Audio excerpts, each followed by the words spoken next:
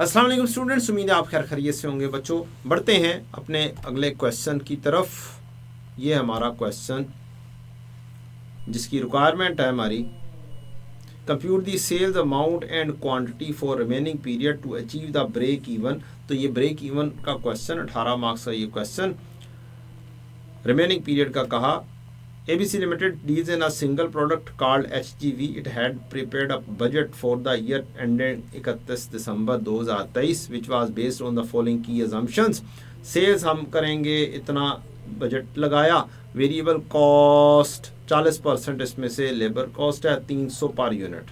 Fix cost 25 million की, और cost of raw material पर केजी 56.25 है। Raw material consumption per unit of finish good 2 kg है। However, the position as shown by the management accounts prepared up to 31 May 23 is not very encouraging। और ये show कर रहा है कि 1,05,000 हमने यूनिट सेल किए और 350 रुपये पर यूनिट पर किया है। Average cost of raw material used amounting to ₹90 per unit of finished product, 90 रुपये का मटेरियल लगा है। Other variable cost for as per the budget, बाकी की जो वेरिएबल कॉस्ट हैं जो कि लेबर हो गया और बाकी वेरिएबल FOH वगैरह, वो बजट के बराबर मुताबिक हैं।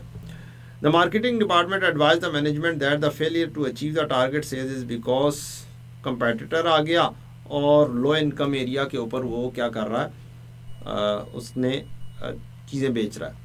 तो अब हमारा एक नया प्लान आया है। सैलिएंट फीचर उसके ये हैं कि हमारा सेल्स मिक्स होगा, 2 प्रोडक्ट्स हम भी बनाएंगे, 1:2। HGV जो पहले से बना रहे थे वो 1 यूनिट और 2 यूनिट लो ग्रेड के। सेल प्राइस इंक्रीज़ करके 350 पर अभी हमने बेचा है, 385 कर दी जाएगी, जबकि LGV की 270 होगी। एक नई मशीन होगी जो कि परचेज़ की जाएगी 1.2 मिलियन की। For LGV 2 different types of raw material use होंगे, A और B, रेशो 5:3 के अंदर करेंगे हम। However, the total weight of raw material used shall be the same in the case of both products। जो कि हमारा वेट था 2 kg यूज़ किया जाएगा, ये सेम रहेगा। The raw material consumption per unit of HGV shall continue to be 90 per unit, और HGV वही 90 रुपये के ऊपर रहेगा। Production of HGV is carried out by skilled workers. However, only unskilled workers would be required for the production of LGV. The wages of the unskilled workers would be 40% lower, but the labor hours per unit would be 10% higher than the HGV. तो 2 variables, एक में कम करना है, एक में बढ़ानी है चीज़। Variable factory overhead cost per unit of LGV would be 10% lower than HGV. Additional marketing cost हमें 3 मिलियन की करनी पड़ेगी।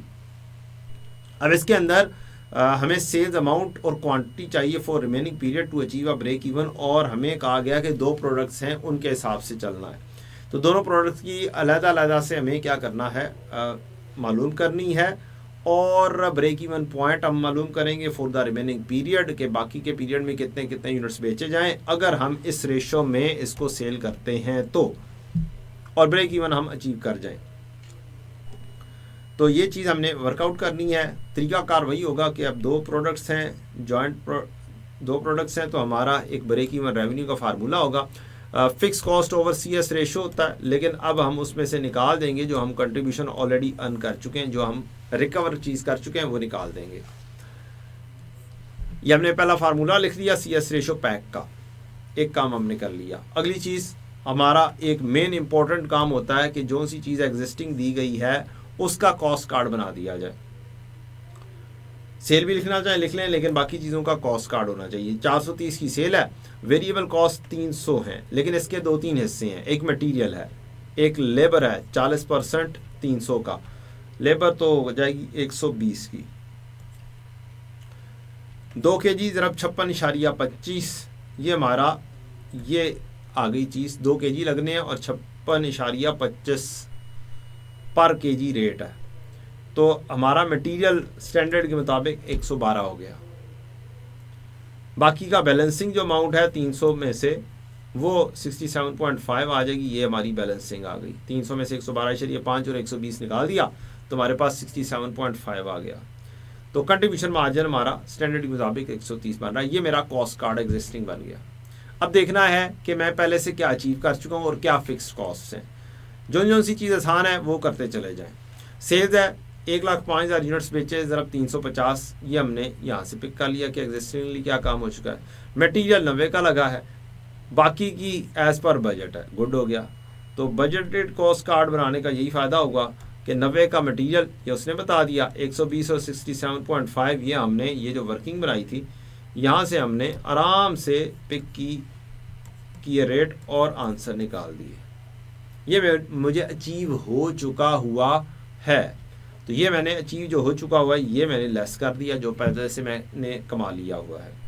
अगली चीज़ है मुझे फ़िक्स कॉस्ट चाहिए। फ़िक्स कॉस्ट मैंने एग्जिस्टिंग फ़िक्स कॉस्ट मुझे नज़र आई है, ये आई है 25 मिलियन की, ये आ गई। एक और चीज़ आएगी इसके अंदर डेप्रीसिएशन, इसमें पुरानी मशीन्स की डेप्रीसिएशन शामिल है। अब एक नई मशीन यहाँ पे कहीं पे ली जा रही है, ये इसकी डेप्रीसिएशन शामिल करेंगे। एक खर्चा, दूसरा खर्चा मार्केटिंग का 3 मिलियन का खर्चा, ये मेरी फ़िक्स कॉस्ट बन रही है।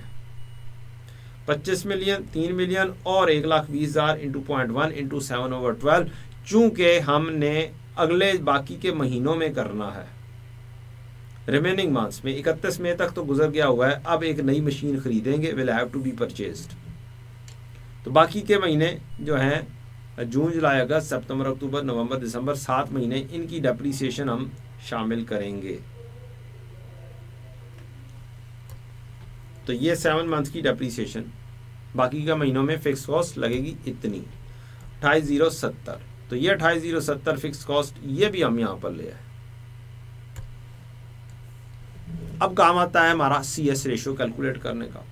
अब हमें दोनों प्रोडक्ट्स की कंट्रीब्यूशन मार्जिन मालूम करनी है। सेल प्राइस लिखी, वेरिएबल कॉस्ट 90 रुपये, 120 रुपये, 67 कोई चेंज नहीं है, ये हमने लिखी और 107.5 निकाल दिया। अब जो चेंज है वो देखते हैं क्या क्या कुछ है LGV के लिए। कहता है कि जी A और B दो मटीरियल्स लेने हैं 5:3 में, ठीक है, लेकिन टोटल केजी जो होंगे वो 2 ही केजी होंगे। 2 केजी को लेंगे इस 5/8 और 3/8 की रेशो में, और A जो होगा 25 रुपए का होगा और B होगा 45 रुपए का। तो ये हमने वर्किंग बनाई कि 2 केजी लगेंगे,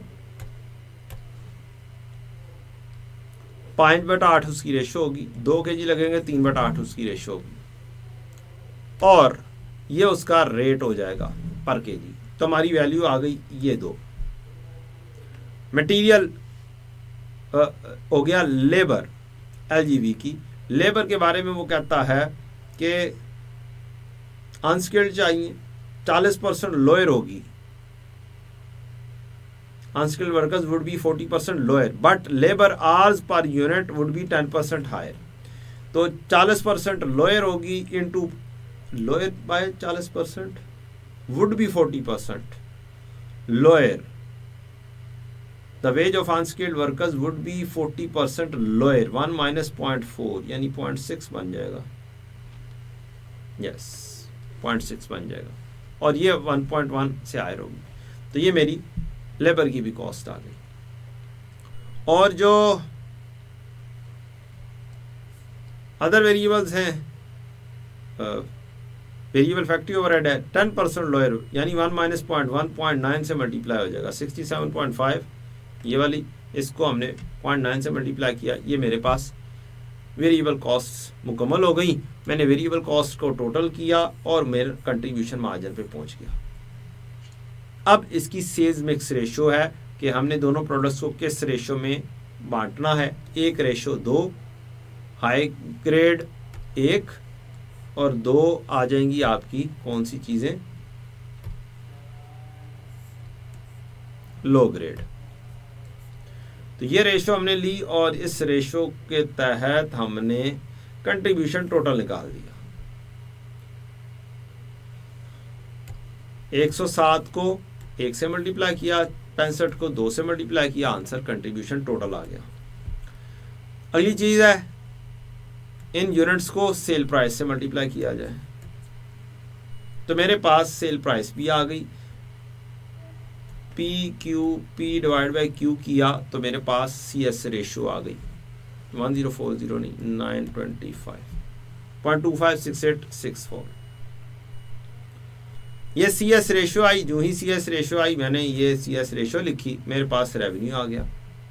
इस रेवेन्यू को सेल प्राइस पर पैक जो 925 रुपये निकाली है उससे डिवाइड किया तो मेरे पास पैक्स आ गए 86,101। हर पैक में एक एलजीवी है और 2 एलजीवी हैं, एचजीवी 1 है, एचजीवी एलजीवी ये 2 हैं, ये 1 है। मल्टीप्लाई करेंगे तो 2 172 202 आ जाएगा और 101 यूनिट्स। ये हमारे पास ब्रेक इवन यूनिट्स आ गए एचजीवी के और एलजीवी के।